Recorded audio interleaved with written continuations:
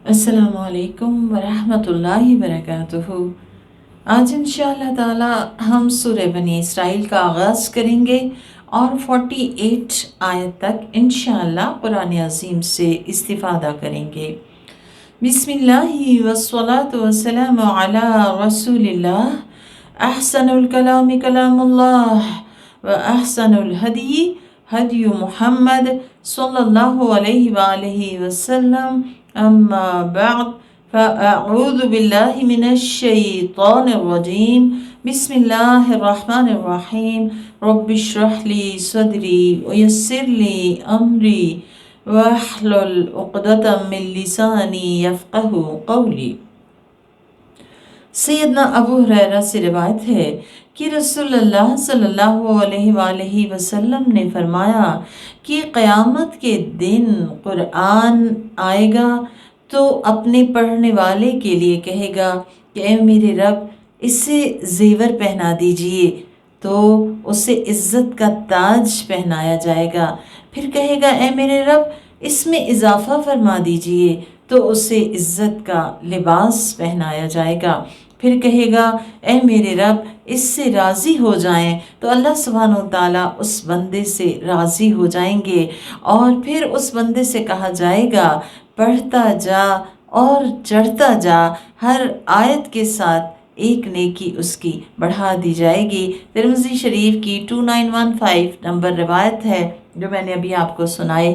तो क्या बात बताती है ये हदीस कि कुरान के साथ जो साथ अपनाना है और इसका जो पढ़ना पढ़ाना है वो इंसान के लिए आखिरत में दर्जात की बुलंदी का बायस होगा। आइए अहद कीजिए कि कोई दिन कुरान के बग़ैर न गुज़रे। इसको खूबसूरती से पढ़ें, समझ के पढ़ें, दिल से पढ़ें, दिल पे लें, ताकि हम इसके मुताबिक अमल कर सकें। अल्लाह ताला हमें इसकी तौफीक अता फरमाए। सूरह बनी इसराइल मक्की सूरत है। बिस्मिल्लाहिर्रहमानिर्रहीम। सुब्हानल्लज़ी अस्रा बिअब्दिही लैलन मिनल मस्जिदिल हराम इलल मस्जिदिल अक़सा। सुब्हानल्लज़ी, पाक है वो ज़ात जो अपने बंदे को रात के वक्त मस्जिद हराम से मस्जिद अक़सा तक ले गया, जिसके इर्द गिर्द हमने बरकतें रखी हैं। क्यों ले गया? ताकि हम उसे अपनी निशानियां दिखाएं। बेशक वो खूब सुनने वाला और खूब देखने वाला है। कुरैश के जुल्म सितम हद से तजावज़ कर गए तो हिजरत से 1 साल पहले आप सल्लल्लाहु अलैहि वसल्लम को सफ़र मेराज कराया गया, जिसके 2 पार्ट्स थे। पहला पार्ट मक्का से बैतुल मक़दस तक, जिसको असरा कहा जाता है, और फिर बैतुल मक़दस से आलम बाला तक, जिसको कि मेराज कहा जाता है। इसके बारे में नबी करीम सल्लल्लाहु अलैहि वसल्लम ने फरमाया कि मैं हतीम में लेटा हुआ था कि आने वाला मेरे पास आया, और सिर्फ 1 पहर के अंदर आप देखें कि मस्जिद हराम से मस्जिद अक़सा तक नबी करीम सल्लल्लाहु अलैहि वसल्लम को ले जाया गया। और ये इतनी मुसाफत है जितनी कि एक आम इंसान जो है वो 40 रातों के सफ़र के बाद तय करता है, उतनी मुसाफत आपको 1 रात में तय करवा दी गई। और ये वो टाइम था जबकि कोई हेलीकॉप्टर्स और हवाई जहाज़ और रॉकेट्स और इस टाइप की कोई चीज़ उस वक्त अवेलेबल ना थी, बल्कि सवारियों में सिर्फ जानवर ही हुआ करते थे। तो हम देखते हैं कि रसूलुल्लाह सल्लल्लाहु अलैहि वसल्लम के बताए हुए इरशादात के मुताबिक जिब्रील अमीन बुर्राक लेकर आए और आप सल्लल्लाहु अलैहि वसल्लम को उस पर सवार करवाया। आप सल्लल्लाहु अलैहि वसल्लम आसमान की तरफ चढ़े और आपके लिए आसमान के दरवाजे खोल दिए गए। जिब्रील से पूछा गया कि आपके साथ कौन है, तो उन्होंने कहा मोहम्मद सल्लल्लाहु अलैहि वसल्लम। इस सफ़र के दौरान आपकी मुलाकात अंबिया अलैहिमुस्सलाम से करवाई गई और उन्होंने भी आपको मरहबा कहा। आपने तमाम अंबिया अलैहिमुस्सलाम की इमामत कराई, जो इस बात का सिंबल था कि आइंदा नबी करीम सल्लल्लाहु अलैहि वसल्लम की शरीयत जो है वही सबकी इमाम होगी, उसको अव्वलियत और यानी तकदीम हासिल हो गई। آپ صلی اللہ علیہ وسلم کو سدرۃ المنتہا تک لے جایا گیا، اور آپ صلی اللہ علیہ وسلم سے اللہ سبحانہ وتعالیٰ نے کلام کیا۔ یہ سارا سفر آپ کو جسم و روح کے ساتھ باقاعدہ کروایا گیا، جہاں پہ کہ نبی کریم صلی اللہ علیہ وسلم کو جنت و دوزخ کا مشاہدہ کرایا گیا، بہت سے لوگوں کو آپ کو دکھایا گیا سزا پاتے ہوئے بھی، اور اس کے ساتھ ساتھ آپ کو آپ کے محبوب رب نے کچھ تحائف بھی دیے، جن میں 5 نمازیں جو کہ مثل 50 نمازوں کے ہیں، اور اس کے ساتھ سورہ البقرہ کی آخری 2 آیات بھی آپ صلی اللہ علیہ وسلم کو عرش کے خزانے سے تحفے کے طور پہ عطا ہوئی۔ اور اوورال یہ سفر بذات خود ایک معجزہ بھی تھا، اور دراصل آپ صلی اللہ علیہ وآلہ وسلم کی عزت اور شرف کا اظہار بھی تھا۔ فرمایا وَآتَيْنَا مُوسَى الْكِتَابَ، اور ہم نے موسیٰ علیہ السلام کو کتاب دی، یعنی تورات عطا کی، اور اسے بنی اسرائیل کے لیے ہدایت کا ذریعہ بنایا۔ اور ہدایت کا اصل نقطہ کیا تھا؟ اللہ تتخذوا من دونی وکیلا، یہ کہ تم میرے سوا کسی کو اپنا کارساز نہ بناؤ، اور تم لوگ ان کی اولاد ہو جنہیں ہم نے نوح علیہ السلام کے ساتھ کشتی میں سوار کیا تھا، اور بے شک وہ ایک شکر گزار بندہ تھا۔ تو اللہ سبحانہ وتعالیٰ نے نوح علیہ السلام کی جو خوبی یہاں پہ بیان کی ہے، وہ تمام بندوں سے اللہ تعالیٰ کو مطلوب بھی ہے اور محبوب بھی ہے، اور وہ کیا ہے کہ ہم اپنے رب کے شکر گزار بندے بن جائیں۔ فرمایا ہم نے بنی اسرائیل کو تورات میں اپنا فیصلہ سنا دیا تھا کہ تم لوگ سرزمین شام میں 2 بار فساد کرو گے اور سرکشی میں بہت دور چلے جاؤ گے۔ بس جب دونوں میں سے پہلی سرکشی کا وقت آ چکے گا تو ہم تمہارے مقابلے میں ایسے بندوں کو بھیجیں گے جو بڑے ہی جنگجو ہوں گے، پھر وہ قتل و غارت گری کر کے گھروں میں گھس جائیں گے، اور یہ ایک ایسا وعدہ ہے جو پورا ہو کے رہنا ہے۔ پھر ایک مدت کے بعد ہم تمہیں ان پہ غالب کر دیں گے، اور تمہیں مال و اولاد عطا کریں گے، اور تمہاری تعداد بڑھا دیں گے۔ پھر فرمایا ان احسنتم احسنتم لانفسکم، اگر تم نے اچھا کیا تو وہ تمہارے اپنے لیے ہی اچھا ہے۔ تو بہت خوبصورت جملہ ہے، جب بھی ہمارا دل کسی نیکی کو کرنے کو نہ چاہے، نماز کے لیے تھوڑی کسل مندی محسوس ہو رہی ہو، یا کسی کو معاف کرنے میں، یا کسی کو کچھ دینے میں، تو بہت خوبصورت جملہ ہے کہ ان احسنتم احسنتم لانفسکم، کہ جو بھی تم بھلائی کرو گے اس کا فائدہ تمہیں خود ہی پہنچے گا۔ تو اگر ہم یہ خود سے کہیں گے تو انشاءاللہ ہمیں یہ بات یاد رہے گی، اور پھر نیکی کر کے کسی پہ احسان بھی نہ جتائیں گے، کیونکہ جب ہمیں یہ ریئلائز ہو جائے گا کہ یہ تو میں نے اپنے لیے کیا ہے، تو پھر استقامت بھی نصیب ہوگی، اور انشاءاللہ اللہ تعالیٰ کے ہاں قبولیت کی سند بھی ملے گی۔ فرمایا وَإِنْ أَسَأْتُمْ فَلَهَا، اور اگر تم نے برا کیا تو برائی کا وبال بھی تمہارے ہی سر ہوگا۔ بس جب تمہاری دوسری سرکشی کا وقت آ جائے گا تو ہم اپنے دوسرے بندوں کو بھیجیں گے تاکہ وہ تمہیں ایسی سزا دیں کہ تمہارے چہروں کو بگاڑ دیں، اور تاکہ جس طرح وہ پہلی بار مسجد اقصی میں داخل ہو گئے تھے دوبارہ اس میں داخل ہو جائیں، اور ہر اس چیز کو ہلاک کر دیں جس پہ وہ چڑھ بیٹھیں۔ امید ہے کہ تمہارا رب تم پہ رحم کر دے، اور اگر تم نے پھر سرکشی کی وَإِنْ عُدْتُمْ عُدْنَا، اگر تم پلٹے تو ہم بھی پلٹیں گے، تو یعنی ہم بھی پھر اسی کاروائی کی طرف لوٹ جائیں گے۔ فرمایا وَجَعَلْنَا جَهَنَّمَ لِلْكَافِرِينَ حَصِيرًا، اور ہم نے جہنم کو کافروں کے لیے قید خانہ بنایا ہے۔ فرمایا إِنَّ هَذَا الْقُرْآنَ يَهْدِي لِلَّتِي هِيَ أَقْوَمُ، یہ ہے اصل کتاب، اور وہ کیا ہے؟ یہ قرآن یہ اس راہ کی طرف رہنمائی کرتا ہے جو سب سے سیدھا راستہ ہے۔ تو اگر صراط مستقیم چاہیے تو قرآن کو تھام لیں، یہی سیدھے راستے پہ لے جانے کا بہترین سورس ہے۔ حضرت علی کہتے ہیں کہ تمام بہترین چیزیں اور تمام علوم قرآن میں موجود ہیں، لیکن لوگوں کی عقل انہیں سمجھنے سے قاصر ہے، کیونکہ وہ اس کی گہرائیوں تک پہنچ ہی نہیں سکتے۔ تو بہرحال دنیا اور آخرت کی کامیابی اور بھلائی اور سیدھے راستے کا سچا رہنما قرآن ہے۔ آئیے قرآن کو تھام لیجئے اور دل میں بسا لیجئے کہ جب آپ اسے خوشی میں پڑھیں گے تو یہ خوشی کو آپ کی بڑھا دے گا، اور اگر غم میں پڑھیں گے تو غم چھٹ جائے گا۔ اور قرآن کے وعدے اور وعید جو ہیں ان پہ جب غور و فکر کریں گے تو دل میں اللہ سبحانہ و تعالیٰ کا خوف پیدا ہو جائے گا۔ سمجھ کے پڑھیں گے تو امید رحمت پختہ ہوگی اور رب کی محبت مضبوط ہو جائے گی۔ یاد رکھیں، قرآن ہے تو آپ محفوظ ہیں، یعنی آپ کا ایمان محفوظ ہے، اور قرآن ہے تو آپ بغیر مال کے غنی ہیں۔ قرآن ہے تو آپ کو حق پہ جمنے کی قوت بھی عطا کرے گا اور دنیا کے تمام معاملات میں آپ کا ہادی اور آپ کا رہنما بن جائے گا۔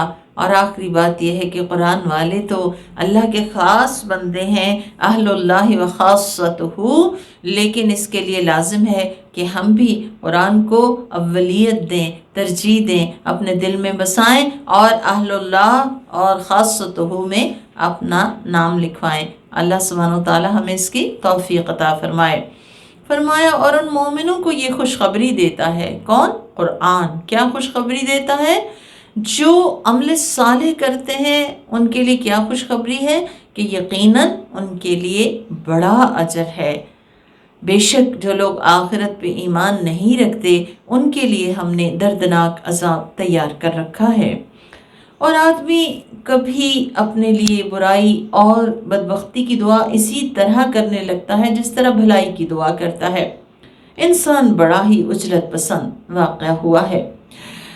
تو انسان میں عجلت تو ہے، اب اس کو کنٹرول ہم نے خود ہی کرنا ہے، اور خاص طور پہ بد دعا میں عجلت نہیں کرنی چاہیے۔ یہ آیت ہمیں اسی طرف لے کے چل رہی ہے۔ نبی کریم صلی اللہ علیہ وسلم نے فرمایا اپنی جان، اپنے مال اور اپنی اولاد کے لیے بد دعا نہ کرو، ایسا نہ ہو کہ وہ کسی ایسے لمحے کو پالے جو قبولیت کا ہو اور تمہاری زبان سے کوئی ایسا کلمہ نکل جائے کہ جس پہ تمہیں بعد میں پچھتاوا ہو۔ تو اللہ تعالیٰ سے دعا ہے ہماری زبان کو تھام لے اور اس سے ہمیشہ خیر ہی نکلے، اور ظاہر ہے کہ اس کے لیے کوشش تو ہم نے خود ہی کرنی ہے۔ فرمایا ہم نے رات اور دن کو 2 نشانیاں بنا دیا، بس ہم رات کی نشانی کو مٹا دیتے ہیں، یعنی رات کو اندھیرا کر دیتے ہیں، بے نور بنا دیتے ہیں، اور دن کی نشانی کو ہم روشن بنا دیتے ہیں، تاکہ تم اپنے رب کی پیدا کردہ روزی حاصل کرو، تاکہ تم سالوں کی تعداد اور دوسرے حسابات کو معلوم کرو۔ پھر فرمایا وَكُلَّ شَيْءٍ فَصَّلْنَاهُ تَفْصِيلًا، یعنی ہم نے اس قرآن میں ہر چیز کو تفصیل کے ساتھ بیان کر دیا ہے۔ اور ایک اہم بات جو قرآن میں مزید بتائی جا رہی ہے وہ کیا ہے؟ غور سے سننے والی ہے۔ وَكُلَّ إِنسَانٍ أَلْزَمْنَاهُ طَائِرَهُ فِي عُنُقِهِ، ہم نے ہر آدمی کا طائر، پرندہ، اس کی گردن میں لٹکا دیا ہے۔ انسان کا پرندہ دراصل اس کے اعمال ہیں، منہ سے بولا تو اڑ گیا، عمل کیا تو ہاتھ سے چلا گیا۔ تو یہاں پہ بتا دیا گیا کہ خوش قسمتی یا بدقسمتی انسان کی اس کے گلے میں لٹکی ہوئی ہے، اور وہ کیا ہے؟ اس کا اعمال نامہ، جس میں نیکیاں خوش قسمتی اور بدیاں بدقسمتی ہیں۔ فرمایا وَنُخْرِجُ لَهُ يَوْمَ الْقِيَامَةِ، ہم اسے قیامت کے دن نکال کے لے آئیں گے، سارا اعمال نامہ سامنے دکھا دیا جائے گا، کتاباً، ایک کتاب کی صورت میں، یلقاہ منشورا، جس کو وہ پالے گا کھلا ہوا، یعنی سامنے ہر چیز کھلی ہوئی، لکھی ہوئی نظر آ جائے گی، اور اس سے کہا جائے گا اقرأ کتابک، پڑھ اپنی کتاب، جو بھی نامہ اعمال ہے اسے خود پڑھو، کفا بنفسک الیوم علیک حسیبا، آج اپنا حساب لینے کے لیے تو خود ہی کافی ہے۔ تو ایک طرح سے ہمیں پرومپٹ کیا گیا ہے کہ اس دنیا کے اندر رہتے ہوئے ہم اپنا محاسبہ خود روز کے روز کرتے جائیں، تاکہ آنے والا دن پچھلے دن سے بہتر ہوتا جائے۔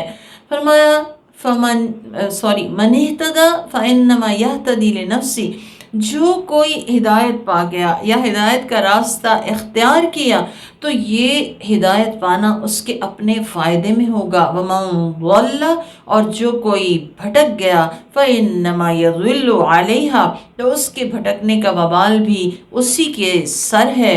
وَلَا تَزِرُ وَازِرَةٌ وِزْرَ أُخْرَى، بہت اہم ترین اصول دے دیا گیا، کوئی بوجھ اٹھانے والا کسی دوسرے کا بوجھ نہ اٹھائے گا۔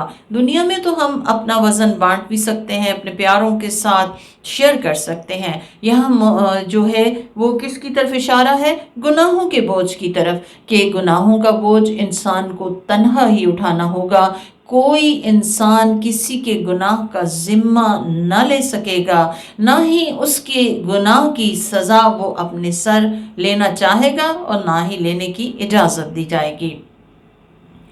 فرمایا اور ہم جب تک اپنا رسول نہیں بھیج دیتے، عذاب نہیں دیتے، تو رسول کیوں آتے ہیں؟ ہدایت دینے کے لیے اور ہدایت کے راستے پہ چلانے کے لیے۔ تو اللہ سبحانہ و تعالیٰ کہہ رہے ہیں کہ ہم ہدایت دینے سے پہلے کسی کو بھی عذاب نہیں دیتے۔ تو رسول اللہ صلی اللہ علیہ وسلم جو رہتی دنیا تک کے لیے خاتم النبیین اور خاتم الرسل ہیں، آپ صلی اللہ علیہ وسلم آ چکے ہیں۔ اب کوئی شخص یہ نہیں کہہ سکتا کہ میرے پاس ہدایت پہنچتی تو میں ہدایت پا جاتا، یا مجھے عذاب کیوں دیا گیا۔ فرمایا اور جب ہم کسی بستی کو ہلاک کرنا چاہتے ہیں تو اس کے عیش پرستوں کو اجازت دے دیتے ہیں، پھر وہ اس میں فسق کا بازار گرم کرتے ہیں تو ان پہ عذاب ثابت ہو جاتا ہے، پھر ہم اسے یکسر تباہ و برباد کر دیتے ہیں۔ تو یہاں پہ جو لفظ استعمال کیا گیا امرنا مترفیہا، ہم حکم دیتے ہیں اس کے مترفین کو، اس کے انفلوئنشل طبقے کو، اس کے بڑے طبقے کو، تو وہ کیا کرتے ہیں؟ فَفَسَقُوا فِيهَا، وہ پھر فسق کا بازار گرم کر دیتے ہیں، نافرمانی کا بازار گرم کر دیتے ہیں۔ تو یہاں سے پتہ چلتا ہے کہ جب کسی قوم کے بڑے طبقے میں بگاڑ آ جائے تو سمجھ لیں کہ اس قوم کی بربادی کا وقت آ چکا ہے۔ فرمایا ہم نے نوح علیہ السلام کے بعد بہت سی قوموں کو ہلاک کر دیا، اور آپ کا رب اپنے بندوں کے گناہوں سے خوب واقف ہے اور انہیں اچھی طرح دیکھ رہا ہے۔ اللہ سبحانہ و تعالی ہمیں گناہوں سے بچنے کی توفیق دے۔ یہ سوچ بڑی بات ہے کہ وہ دیکھ رہا ہے کہ میں کیا کر رہی ہوں، تو جس میں تھوڑی سی بھی حیا ہوتی ہے پھر وہ رک جاتا ہے۔ فرمایا من کان یرید العاجلہ، اور جو کوئی عاجلہ چاہے، اپنی نیکی کا فوری بدلہ چاہے، دنیا ہی میں پا لینا چاہے، عجلنا لہ فیہا، تو ہم جلدی ہی اس کو اس دنیا میں ہی دے دیتے ہیں، اس کا بدلہ اس کو یہیں مل جاتا ہے، لیکن کتنا؟ اس کی مرضی کے مطابق نہیں، ما نشاء، جتنا ہم چاہتے ہیں، لمن نرید، جس کے لیے ہم چاہتے ہیں۔ تو یہاں دنیا کا جو کتا ہے اس کو بتا دیا گیا کہ جو دنیا ہی میں سب کچھ پا لینا چاہتا ہے، اس کا مقصود، اس کا منظور دنیا ہے، تو اس کو بھی اپنی مرضی کے مطابق دنیا نہیں ملتی، بلکہ اتنی ہی ملتی ہے جتنی اللہ چاہتے ہیں، جس کے لیے چاہتے ہیں۔ تو پھر کیوں نہ مقصود آخرت کو بنایا جائے، کیونکہ جن کا مقصود آخرت ہوتی ہے اللہ تعالیٰ اپنی جناب سے انہیں اور بھی زیادہ عطا کرتے ہیں۔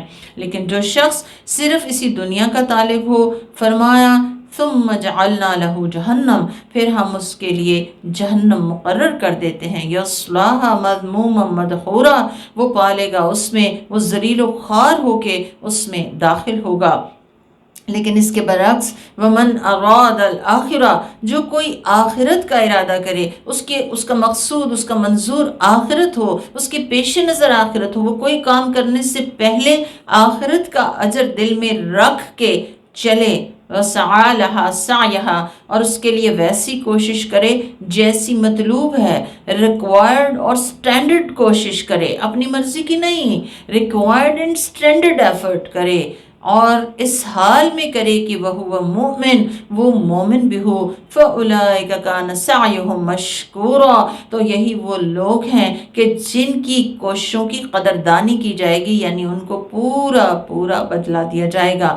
تو یہاں پہ ہمیں بتا دیا گیا کہ اعمال کی قبولیت اور ان کے بیسٹ ریوارڈ کے لیے کیا کرنا ہوگا؟ نیت ہو آخرت کی، اور طریقہ محمد مصطفیٰ صلی اللہ علیہ وسلم کا ہو، جتنی ریکوائرڈ کوشش ہے اس کو ہم میٹ کریں، اور پھر یہ سب ایمان کی، یقین کی حالت میں ہو۔ فرمایا اے میرے نبی، آپ کے رب کی بخششوں سے ہم ہر ایک کو دیتے ہیں، انہیں بھی اور انہیں بھی، یعنی جو دنیا کے پانے والے ہیں، ان دنیا کے چاہنے والے ہیں ان کو بھی ہم عطا کرتے ہیں، جو آخرت کے چاہنے والے ہیں ان کو بھی ہم دنیا میں عطا کر دیتے ہیں، اور آپ کے رب کی بخشش رکی ہوئی نہیں ہے۔ آپ دیکھیے کہ کس طرح ہم نے ان میں سے بعض کو بعض پہ فوقیت دے رکھی ہے، اور یقیناً آخرت کے درجے سب سے بڑے اور اس کی فوقیت سب سے اونچی ہوگی، یعنی آخرت میں درجات اور مراتب کا فرق بہت زیادہ ہوگا، اور وہ ایک ایک نیکی جو ہے وہ فرق ڈالتی ہے، ہمیں یہ سوچنا چاہیے۔ فرمایا اللہ کے ساتھ کسی دوسرے معبود کو شریک نہ بنائیے، ورنہ آپ رسوا اور بے یار و مددگار ہو کے رہ جائیں گے۔ تو آپ کو کہہ کر اصل میں جو اس حکم کی جو سیویرٹی ہے، سویر ہے یہ بہت بات، کہ انسان اللہ کے ساتھ کسی اور کو شریک کرے، تو اللہ تعالیٰ اپنے حبیب کو بھی شرک معاف نہیں کرتا۔ اصل بات ہمیں یہ سمجھائی گئی ہے کہ ہمیں ہر صورت شرک سے باز رہنا چاہیے۔ وَقَضَى رَبُّكَ أَلَّا تَعْبُدُوا إِلَّا إِيَّاهُ، تیرے رب نے فیصلہ کر دیا اور یہ حکم ڈکلیئر کر دیا ہے کہ اس کے سوا کسی کی بندگی نہ کی جائے، جسمانی، مالی، جانی، ہر طرح کی عبادات اس اکیلے کے لیے، واحد و احد کے لیے خالص کر لی جائیں، اور إِيَّاكَ نَعْبُدُ وَإِيَّاكَ نَسْتَعِينُ کی تصویر بن جائے۔ اور سب سے بڑا احسان چونکہ رب العالمین کا ہے، اس لیے سب سے بڑا حق بھی رب العالمین کا ہے، اور اس کے بعد بڑا حق ہے والدین کا، کہ جو انسان کو دنیا میں لانے کے لیے بے شمار مشقتیں اسپیشلی ماں جو اٹھاتی ہے، اور پھر اس کے بعد بھی اپنی ذات پہ فوقیت دے کے اور بہت سی قربانی کے ساتھ ان کو پروان چڑھاتے ہیں، ان کا حق بتایا گیا۔ وَبِالْوَالِدَيْنِ إِحْسَانًا، اپنے والدین کے ساتھ احسان کرو۔ مراد یہ ہے کہ ہر حال میں خوبصورت ترین معاملہ کرو، دل میں نیت بھی بہترین ہو، اور زبان سے جو کلمات نکلے وہ بھی بہترین ہوں، اور جو معاملہ ہو وہ بھی بہترین ہو، یعنی اور اس بات کا انتظار نہ کیا جائے کہ وہ اچھا کریں، ان کے معاملے سے ہمیں سیٹسفیکشن ہو تو پھر ہم ان کے ساتھ اچھا کریں، نہیں، ہر حال میں وہ نیک ہوں، بد ہوں، جیسے بھی ہوں، اچھا کرنے والے ہوں، نہ اچھا کرنے والے ہوں، آپ کو ان سے گلے ہوں، پھر بھی ان کے ساتھ احسان کریں، اور اسپیشلی جب وہ بوڑھے ہو جائیں، اِمَّا يَبْلُغَنَّ عِندَكَ الْكِبَرَ، اور جب وہ تمہارے پاس ہوں اور وہ بڑھاپے کو پہنچ جائیں، احدہما، ان میں سے کوئی ایک پہنچ جائے، او کلاہما، یا وہ دونوں بڑھاپے کو پہنچ جائیں، فلا تقل لہما اف، تو انہیں اف بھی نہ کہنا، یعنی اف جو ہے وہ ناگواری کا سب سے چھوٹا کلمہ ہے، یعنی تمہارے معاملے میں تمہاری زبان سے ناگواری کا چھوٹے سے چھوٹا کلمہ بھی ہرگز نہ نکلے۔ اف بھی نہ کہنا کہ کوئی مشقت تمہیں اٹھانی پڑے ان کے حوالے سے، جب وہ بوڑھے ہو گئے ہیں، ان کو تمہاری ضرورت ہے تو تم اف بھی نہ کہنا۔ ولا تنہرہما، اور انہیں جھڑکنا بھی مت۔ وقل لہما قولا کریما، اور ان سے بہت عزت سے، محبت سے، نرمی سے، ادب سے، احترام سے بات کرنا۔ واخفض لہما جناح الذل من الرحمہ، اور ان کے سامنے رحمت کے ساتھ، جذبہ رحمت کے ساتھ اپنے کندھے جھکائے رکھنا، یعنی تواضع اور انکساری اور عاجزی اختیار کرنا۔ وقل رب ارحمہما کما ربیانی صغیرا، اور کہنا کہ میرے رب ان پہ ویسے رحم فرما جیسا کہ انہوں نے بچپن میں مجھ پہ رحم کیا، یعنی بچپن میں جب انسان بول کے اپنی ضرورت بھی بتا نہیں سکتا، اور ماں باپ اس کی ضرورت کو کس قدر خوبصورتی اور محبت سے پورا کرتے ہیں، حتیٰ کہ اپنی بنیادی ضرورتوں کو بھی پیچھے کر دیتے ہیں۔ یہ دعا بہت خوبصورت دعا ہے، ایک تو والدین کے لیے اس کو ضرور ہی اپنی زندگی کا حصہ بنائیے۔ دوسرا یہ ہے کہ والدین کا حق بہت بڑا ہے، اس سے کبھی بھی غافل نہیں ہونا چاہیے، اور ان کے ساتھ عاجزانہ روش اختیار کرنی چاہیے۔ سعید بن جبیر کہتے ہیں کہ والدین سے ایسے پیش آؤ جیسے زر خرید غلام اپنے تندخو آقا سے پیش آتا ہے، یعنی وہ ڈرا ہوا ہوتا ہے اور وہ اس کے آگے ذرا سی آنکھ بھی نہیں اٹھاتا اور اونچا بھی نہیں بولتا۔ پھر اسی طرح ایک بندہ نبی کریم صلی اللہ علیہ وآلہ وسلم کے پاس آیا اور پوچھنے لگا کہ یا رسول اللہ ماں باپ کا اولاد پہ کیا حق ہے؟ تو آپ صلی اللہ علیہ وسلم نے فرمایا کہ وہ دونوں تمہاری جنت بھی ہیں اور جہنم بھی، یعنی انسان کی اپنی مرضی ہے، چاہے تو انہیں خوش کر کے جنت پالے اور چاہے تو انہیں ناراض کر کے اپنے لیے جہنم خرید لے۔ یہاں تک کہا گیا ہے کہ ماں باپ کا نافرمان جنت میں ہرگز داخل نہ ہوگا۔ تو ماں باپ کی نافرمانی جو ہے وہ کبیرہ گناہوں میں سے ہے، الا یہ کہ وہ کسی ایسی چیز کا حکم دے کہ جو اللہ کے حکم سے ٹکراتی ہو، تو ایسے میں صرف اللہ کا حکم مانا جائے گا۔ فرمایا تمہارا رب تمہارے دل کی باتوں کو خوب جانتا ہے، کہ یعنی تمہارے دلوں میں تمہاری نیتوں میں کیا ہے۔ فَإِنَّهُ كَانَ لِلْأَوَّابِينَ غَفُورًا، اور بے شک وہ اپنی طرف رجوع کرنے والوں کے لیے بڑا بخشش فرمانے والا ہے۔ اور پھر اس کے بعد مزید حقوق کی طرف متوجہ کیا گیا۔ فرمایا وَآتِ ذَا الْقُرْبَى حَقَّهُ، اور جو قریبی قرابت دار ہیں، رشتہ دار ہیں، ان کا حق دو۔ اور ان کا حق کیسے آپ صلی اللہ علیہ وسلم نے ایکسپلین کیا؟ آپ نے فرمایا امک و اباک ثم ادناک ثم ادناک، کہ تو سب سے پہلا حق تمہاری ماں کا، پھر باپ کا، اور پھر اس سے جو قریب تر ہیں ان کا حق ہے۔ تو رشتہ داروں کا ہم پہ حق ہے کہ ہم ان کی خیر خواہی کریں، اور پھر اس کے ساتھ ساتھ جو مدد ان کو درکار ہو وہ کریں، ان کے ساتھ احسان کا برتاؤ کریں، یہ ہمارے فرائض میں سے ہے۔ اور فرض میں کیا آتا ہے؟ والمسکین، مسکین کے ساتھ بھی احسان کیا جائے۔ مسکین وہ شخص ہوتا ہے جو محنت کوشش کرتا ہے لیکن اپنی جو اسینشل نیڈز ہیں ان کو وہ فلفل نہیں کر پاتا۔ وابن السبیل، اور راستے کا بیٹا یعنی مسافر، تو مسافر کی بھی مدد جو ہے وہ لازم ہے اور ان کے ساتھ احسان کرنا۔ پھر حکم دیا گیا وَلَا تُبَذِّرْ تَبْذِيرًا، اور ہرگز تم جو ہے وہ فضول خرچی نہ کرنا۔ ان المبذرین کانوا اخوان الشیاطین، کیونکہ فضول خرچ جو ہیں وہ شیطان کے بھائی ہیں۔ شیطان کا بھائی کیوں کہا گیا؟ کہ بھائی بھائی کی طرح ہوتا ہے۔ اور تبذیر کہتے ہیں ایسی جگہ پہ خرچ کرنا جہاں پہ خرچ نہ کرنا چاہیے، یعنی گناہ پہ خرچ کرنا، یا اگر جتنا خرچ کرنا نارمل ہو اس سے بڑھ کے خرچ کر دینا، تو اس سے منع کیا گیا۔ فرمایا کہ وَكَانَ الشَّيْطَانُ لِرَبِّهِ كَفُورًا، شیطان تو اپنے رب کا بڑا ناشکرا ہے۔ تو یہ چیز ناشکری میں آئے گی کہ انسان اگر فضول خرچی کرتا ہے اور رب کے دیے ہوئے مال کو غلط جگہوں پہ لگاتا ہے۔ فرمایا اگر آپ ان لوگوں سے اعراض برتیں جو اپنے رب کی جانب سے اس روزی کی خواہش کرتے ہوئے جس کی آپ کو امید ہے، تو ان سے کوئی اچھی بات کہہ دیجئے۔ یعنی اگر آپ کے پاس کوئی رشتہ دار یا کوئی ایسا ہے جو سوالی بن کے آیا ہے اور آپ کو ابھی امید ہے کہ اللہ کی طرف سے مزید رحمت آئے گی، تو پھر ایسے میں کرنا کیا ہے؟ نہ تو ان کو ڈانٹنا ہے، نہ ان کے ساتھ برا کرنا ہے۔ ان سے اگر اعراض برتنا پڑ جائے، کچھ ایسے حالات ہیں، تو پھر یا تو ان سے نرمی سے معذرت کر لی جائے، یا پھر آئندہ کی امید ان کو دلا دی جائے کہ انشاءاللہ اگر میرے ہاتھ میں مال آیا تو میں آپ کی مدد کر دوں گی، اور کچھ نہیں تو کم از کم ان کے ساتھ خوبصورتی سے معاملہ کیا جائے، نرمی کا معاملہ، دعا دے دی جائے اور ان کی بہی خواہی کی جائے۔ پھر فرمایا وَلَا تَجْعَلْ يَدَكَ مَغْلُولَةً إِلَىٰ عُنُقِكَ، اپنی ہاتھ کو اپنی گردن سے بندھا ہوا نہ رکھیے، یعنی بخل نہ کیجیے۔ اللہ سبحانہ وتعالیٰ بخیل سے نفرت کرتا ہے۔ بخیل کون ہوتا ہے؟ کہ جہاں پہ خرچ کرنا لازم ہو وہاں پہ بھی خرچ نہ کرنا۔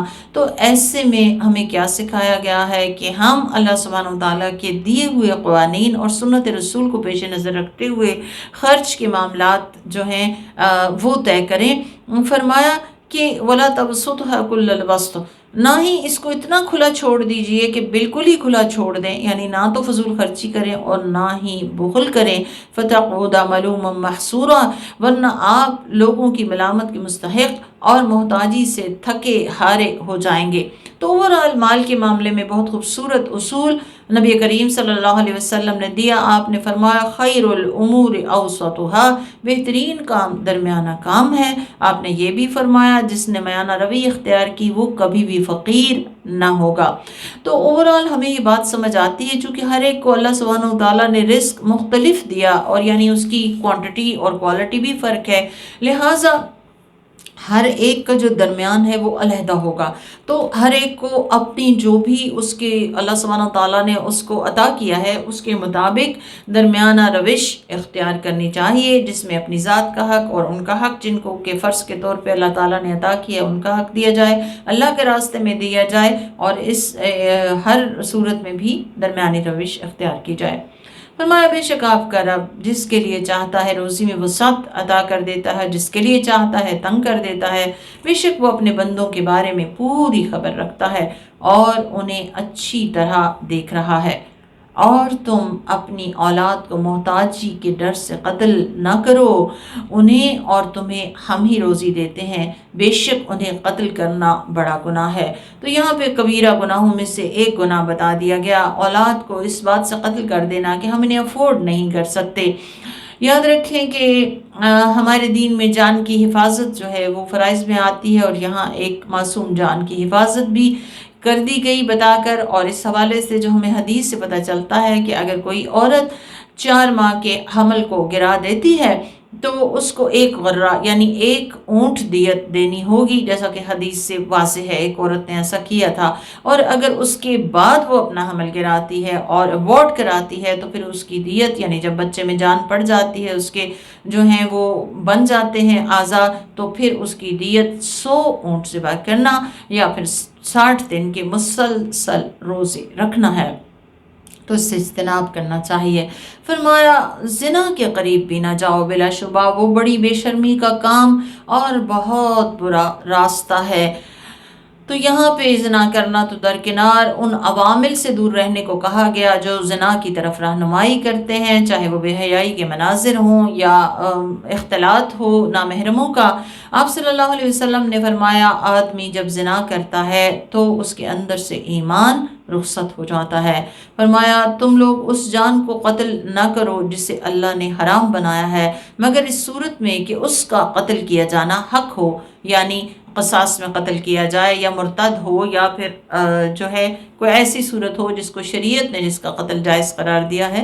فرمایا جو شخص ناحق قتل کر دیا جائے تو اس کے وارث کو ہم نے قوی بنا دیا ہے، بس وہ قاتل کو قتل کرنے میں حد سے تجاوز نہ کرے، یعنی شریعت کی حدود سے باہر نہ نکلے، قصاص کے ذریعے سے دراصل اس کی مدد کی گئی ہے۔ فرمایا تم لوگ یتیم کے مال کے قریب بھی نہ جاؤ مگر ایسے طریقے سے جو اس کے حق میں سب سے بہتر ہو، یعنی یتیم کے مال میں سے تصرف تو نہیں کرنا، لیکن اگر آپ اس کو انویسٹ کرتے ہیں تاکہ اس کو زیادہ فائدہ ہو جائے تو ایسا کیا جا سکتا ہے، یہاں تک کہاں تک اس کی حفاظت کرنی ہے، یہاں تک کہ وہ اپنی بھرپور جوانی کو پہنچ جائے۔ اور اس کے ساتھ ایک اور حکم ہے وَأَوْفُوا بِالْعَهْدِ، اور عہد و پیمان پورے کرو، تو عہد سوچ سمجھ کے انسان باندھے اور پھر اس کو پورا کرے۔ فرمایا ان العہد کان مسئولا، جو عہد ہیں ان کی پرسش ہوگی، عہد کے تقاضے بھی پورے کرنے چاہیے اور عہد سوچ سمجھ کے کرنا چاہیے۔ فرمایا جب ناپو تو پیمانہ بھر کر دو اور درست ترازو سے وزن کرو، یہی بہتر ہے اور انجام کے اعتبار سے زیادہ اچھا ہے۔ وَلَا تَقْفُ مَا لَيْسَ لَكَ بِهِ عِلْمٍ، اور اس چیز کے پیچھے نہ لگو جس کا تمہیں علم نہ ہو، بے سوچے سمجھے کسی کو فالو نہ کرو، سنی سنائی بات پر ایکشن نہ لے لو، کسی کے خلاف گواہی نہ دو جب تک کہ تم نے دیکھا نہ ہو۔ قتادہ کہتے ہیں میں نے دیکھا نہ کہو جب تک کہ دیکھا نہ ہو، میں نے سنا نہ کہو جب تک کہ سنا نہ ہو، میں نے جانا نہ کہو جب تک کہ جانا نہ ہو۔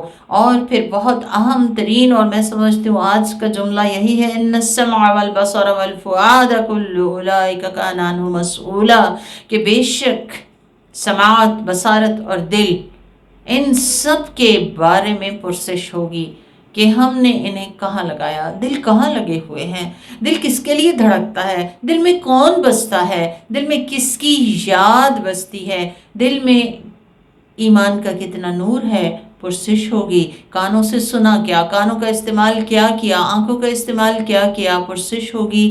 تو جب ہم یہ یاد رکھیں گے تو انشاءاللہ تعالی پھر ہم ان کو وہیں استعمال کریں گے جہاں ہمارے دینے والے کو ان کا استعمال محبوب ہے۔ پھر فرمایا وَلَا تَمْشِ فِي الْأَرْضِ مَرَحًا، زمین پہ اکڑ کے نہ چلو۔ فرمایا اِنَّكَ لَن تَخْرِقَ الْأَرْضَ، تم زمین کو پھاڑ نہیں سکتے، ولن تبلغ الجبال طولا، اور نہ ہی پہاڑوں کی بلندی کو پہنچ سکتے ہو۔ تو انسان کو عاجزانہ روش اختیار کرنی چاہیے، دل میں عاجزی ہو تو چال خود بخود عاجزانہ ہو جاتی ہے، اور سب سے بہترین چال نبی کریم کی چال ہے، آپ مضبوطی سے قدم جما کے زمین پہ رکھتے اور تیز قدموں سے چلا کرتے تھے۔ فرمایا یہ تمام برے کام آپ کے رب کے نزدیک بہت ناپسندیدہ ہیں۔ یہ سب حکمت کی وہ باتیں ہیں جو آپ کے رب نے آپ کو بذریعہ وحی عطا کی ہیں، اور خلاصہ پھر اینڈ اپ کس پہ کیا گیا؟ وَلَا تَجْعَلْ مَعَ اللَّهِ إِلَٰهًا آخر، اللہ کے ساتھ کسی اور کو دوسرا الہ نہ مانو، خالق، مالک، رازق، مشکل کشا، حاجت روا، عبادت کے لائق صرف وہ اکیلا اور تنہا ہے، اس کے سوا کوئی نہیں، تو اس کے ساتھ کسی کو شریک نہیں ٹھہرانا، نہ اس کی ذات میں، نہ اس کی صفات میں، نہ اس کے اختیارات میں۔ فرمایا اگر ایسا کیا فَتُلْقَىٰ فِي جَهَنَّمَ مَلُومًا مَدْحُورًا، جہنم میں ملامت زدہ اللہ کی رحمت سے دور کر کے ڈال دیے جاؤ گے۔ فرمایا کیا تمہارے رب نے تمہارے لیے بیٹے خاص کر دیے اور فرشتوں کو اپنی بیٹیاں بنا لیا؟ حقیقت یہ ہے کہ یہ ایک بہت بڑی بات ہے جو تم کہہ رہے ہو کہ فرشتوں کو اللہ کی بیٹیاں قرار دے رہے ہو۔ ہم نے اس قرآن میں مختلف انداز میں بیان کیا تاکہ وہ نصیحت حاصل کریں، مگر یہ چیز ان کی نفرت کو بڑھا دیتی ہے۔ آپ کہہ دیجئے کہ اگر اللہ کے ساتھ دوسرے معبود ہوتے جیسا کہ مشرکین کہتے ہیں تو وہ سب عرش والے تک پہنچنے کا راستہ تلاش کرتے، وہ تمام عیوب سے پاک ہے اور جو کچھ مشرکین کہتے ہیں ان سے بہت بلند و بالا ہے۔ وہ پھر فرمایا ساتوں آسمان اور زمین اور جو مخلوقات بھی اس کے اندر پائی جاتی ہیں سبھی اس کی تسبیح بیان کر رہے ہیں، اور ہر چیز صرف اس کی حمد و ثنا اور پاکی بیان کرنے میں مشغول ہے، لیکن تم اس کی تسبیح کو نہیں سمجھتے۔ تو ہم سب کو تسبیح کی کثرت کرنی چاہیے۔ فرمایا انہ کان حلیما غفورا، بے شک وہ بہت بردبار اور مغفرت فرمانے والا ہے۔